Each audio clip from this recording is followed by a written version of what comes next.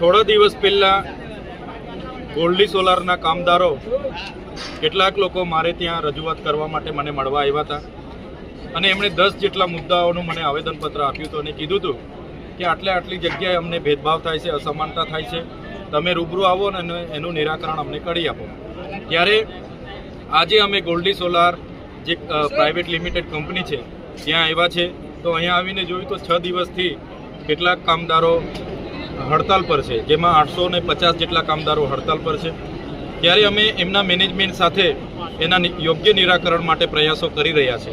હાલમાં પણ એમના જે પગાર છે, પગારમાં એમને ઓછો પગાર મળે છે, ટ્રાન્સપોર્ટેશન વધારે કપાય છે, કેન્ટીનમાં વધારે કપાય છે અને બીજું એમનું પીએફ જે કપાય છે એ જ પ્રકારે સામે કંપની પણ પીએફ જમા કરે, બોનસ એમને યોગ્ય મળે, મેડિકલ એમને મળે, સાથે સાથે 85% જે ગુજરાત સરકારનો પરિપત્ર છે કે સ્થાનિકને 85% રોજગારી મળે, જેવી અનેક બાબતોને લઈને અમે ચર્ચા કરવાનું અમારું ચાલુ છે. ત્યારે ઘણી બાબતો અમારા ધ્યાન પર આવી છે જે કંપની મેનેજમેન્ટને અમે મૂકી છે અને કંપની મેનેજમેન્ટ પણ અમને કીધું છે કે અમે ઉપરના જે એમના હેડ છે એમની સાથે ચર્ચા કરી અને 1 by 1 એનું નિરાકરણ લાવવા માટે એ લોકો પણ પ્રયાસ કરે છે.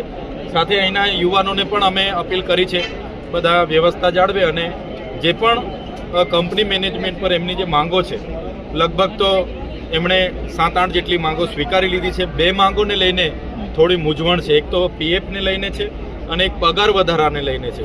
તો એનું વાત ચાલે છે અમારી, એનું યોગ્ય નિરાકરણ આવશે તો બધા જ હડતાલ સમેટીને આવતીકાલથી રેગ્યુલર કામે લાગવાના છે.